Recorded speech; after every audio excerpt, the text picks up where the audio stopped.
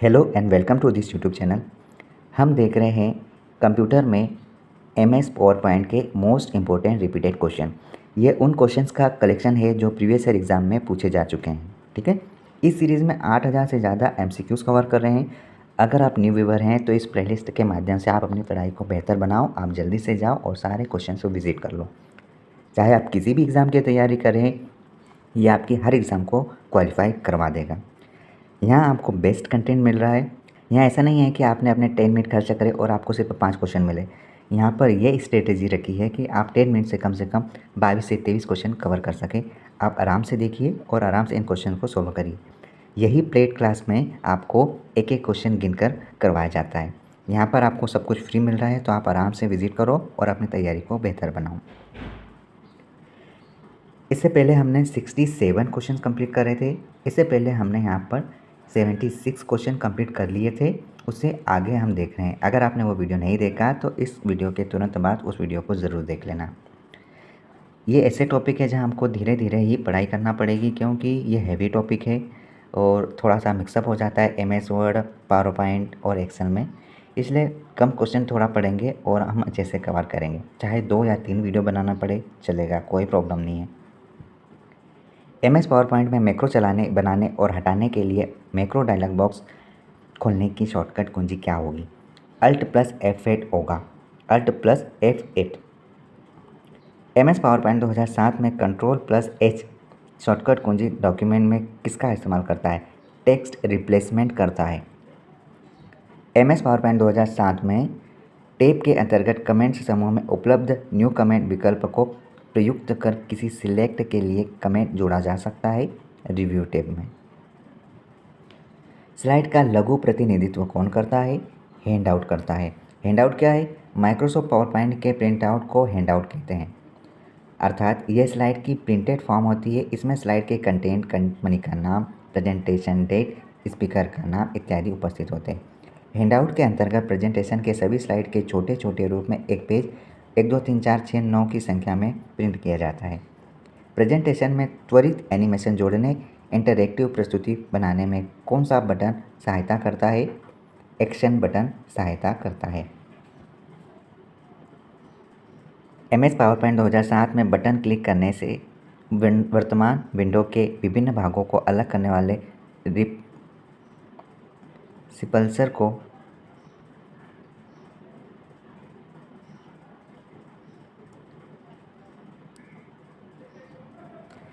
MS power point 2007 में button click करने से वर्तमान विंडो के विभिन्न भागों को अलग करने वाले स्प्लिटर्स को चलाने के लिए हम एरो कुंजियाँ प्रयुक्त कर सकते हैं।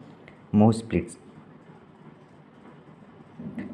कौन सा पावर पॉइंट में व्यू प्रेजेंटेशन की प्रत्येक स्लाइड को थंबनेल के रूप में प्रदर्शित करता है और स्लाइड को पुनर्व्यवस्थित करने के लिए उपयोगी बनाता है? Slide shutter. प्रेजेंटेशन में त्वरित एनिमेशन जोड़ने, इंटरैक्टिव प्रस्तुति बनाने में कौन सी बटन उपयोगी है? Action button. पावर पॉइंट किस प्रकार का सॉफ्टवेयर प्रोग्राम है? प्रेजेंटेशन ग्राफिक्स है। कौन सी पावर पॉइंट विशेषता उपयोगकर्ता को बहुत अधिक समय खर्च किए बिना एक साधारण प्रस्तुति बनाने की अनुमति देता है? ऑटो कंटेंट विजार्ड कहलाता है।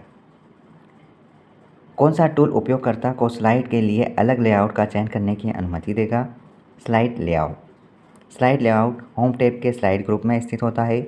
इसके माध्यम से स्लाइड के लेआउट को बदला जा सकता है, जैसे कि title slide, title and content, section header, two content, comparison title, only blank content with caption, picture and caption इत्यादि।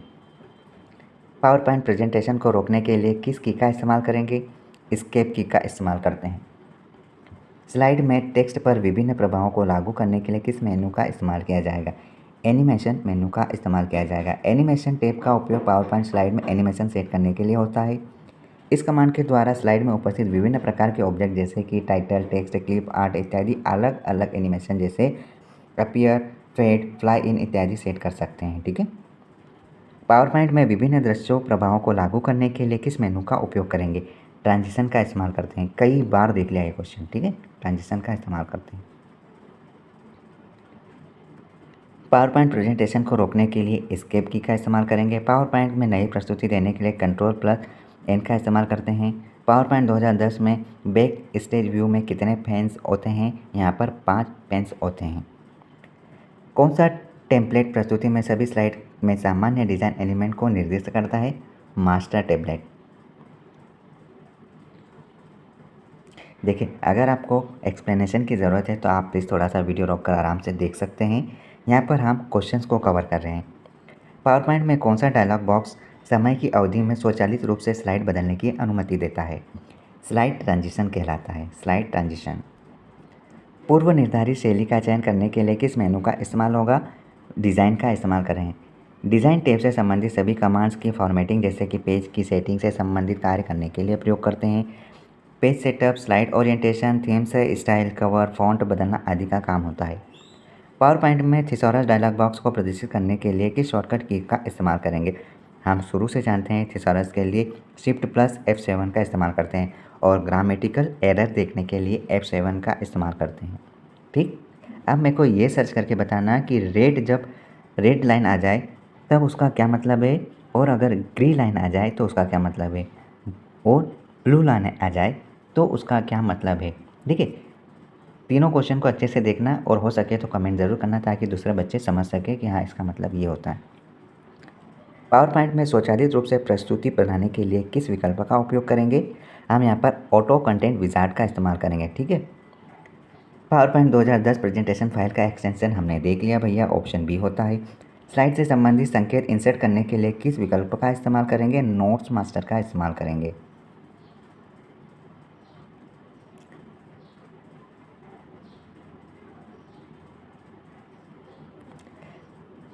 कौन सा विकल्प डायलॉग बॉक्स के माध्यम से बिल्ट इन डिज़ाइन प्रदान करता है? टेम्पलेट।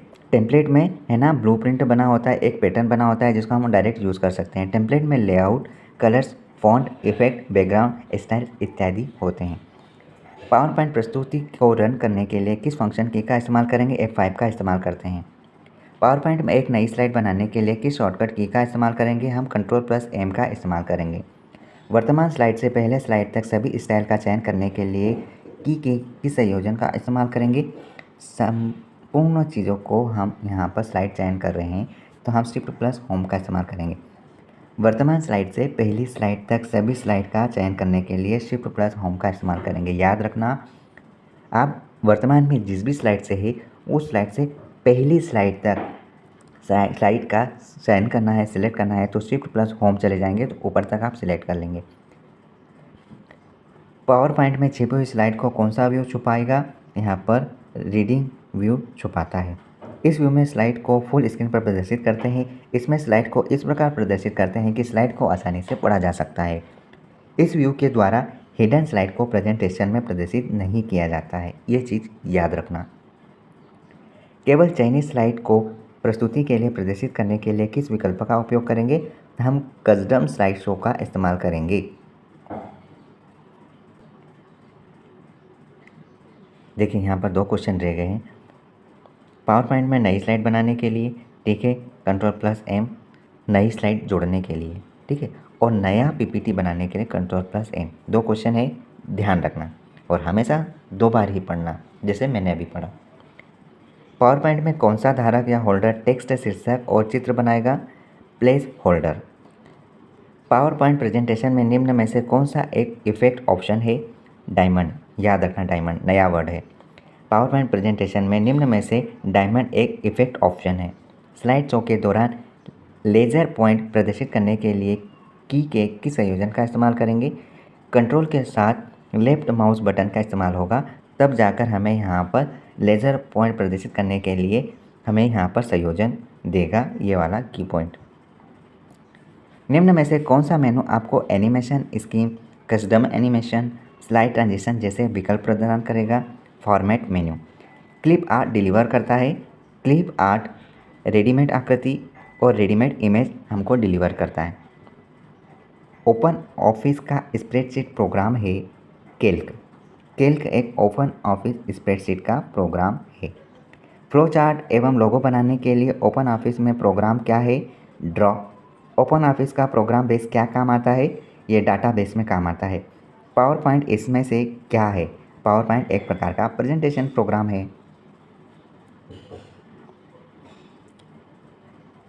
फिर से ये क्वेश्चन देखो, निम्न में से कौन सा मेनू आपको animation scheme, custom animation, slide transition जैसे विकल्प प्रदान करता है? स्लाइड शो मेनू। क्लिप आर्ट डिलीवर क्या करता है? रेडीमेड इमेज आकृति। स्लाइड शो में व्यू में पिछली स्लाइड पर जाने के लिए कौन सी कुंजी का इस्तेमाल करेंगे? हम पेज अप पर जाएंगे, मतलब ऊपर जाएंगे तो हमको पिछली प्रेजेंटेशन की जो पीपीटी है वो दिखेगी, और पेज डाउन करेंगे तो नेक्स्ट वाली दिखेगी। किस प्रेजेंटेशन की स्लाइडों को प्रिंट को क्या कहा जाएगा? किस प्रेजेंटेशन की स्लाइडों के प्रिंट को क्या कहा जाएगा? हैंडआउट कहेंगे, है ना। हैंडआउट, प्रिंट को हैंडआउट कहा जाता है। स्लाइड शो समाप्त करने के लिए कौन सी कुंजी इस्तेमाल करेंगे? हम यहाँ पर एस्केप कुंजी का इस्तेमाल कर सकते हैं, ये मरीन कुंजी का इस्तेमाल कर सकते हैं, कंट्रोल ब्रेक का इस्तेमाल कर सकते हैं, ठीक है। इतनी कुंजियों का इस्तेमाल कर सकते हैं। Option D is correct answer. Power point इनमें से क्या है? पावर पॉइंट इनमें से प्रेजेंटेशन है भैया। ओपन ऑफिस में टेक्स्ट किस बॉक्स द्वारा इंगित किया जाएगा? ऑप्शन ए के द्वारा इंगित किया जाएगा। ओपन ऑफिस में टेक्स्ट स्लाइड को डिलीट करने का आसान तरीका क्या है? इसमें से आसान तरीका क्या है? एडिट में जाकर डिलीट स्लाइड को कर सकते हैं। स्लाइड को सिलेक्ट करें और डिलीट की दबा दो तो आपका यहाँ पर स्लाइड डिलीट हो जाएगा।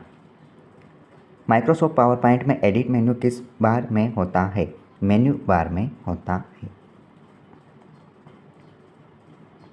इस व्यू में किसी प्रेजेंटेशन की स्लाइडों के प्रिंट को क्या कहा जाएगा?